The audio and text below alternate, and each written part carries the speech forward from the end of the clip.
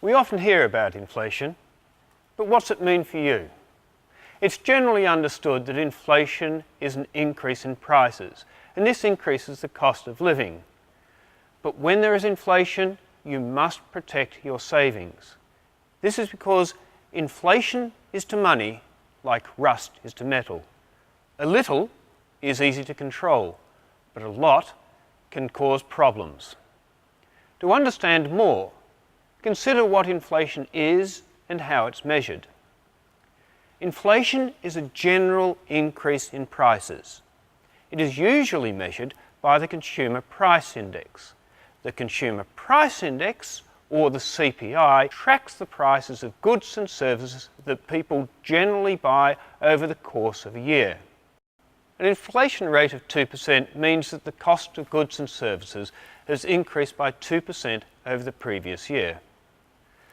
Like rust, a small amount of inflation doesn't matter in the short term, but over longer periods the cumulative effect can be great.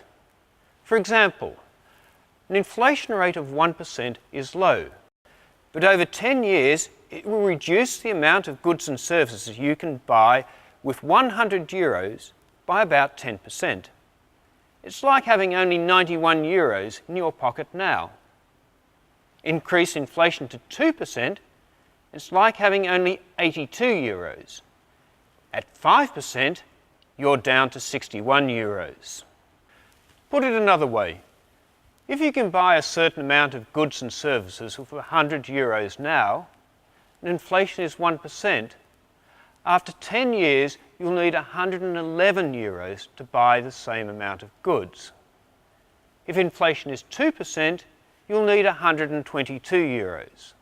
At 5%, you'll need 163 euros.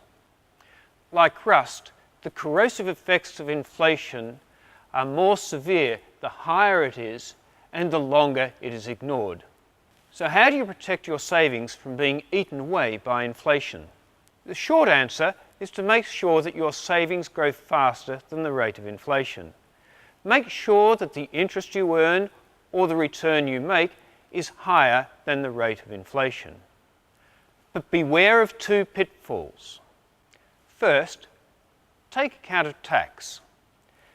If the inflation rate is 3%, but you're receiving 5% interest and the tax rate is 50%, you're still only receiving 2.5% after tax. That means you are not keeping up with inflation. Second, do not spend the interest you receive.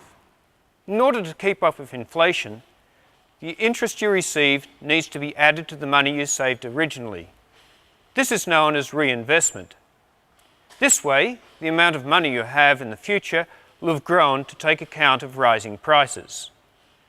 When you need to take some money out or use it to provide an income in the future, you will not find that your nest egg has been reduced by inflation.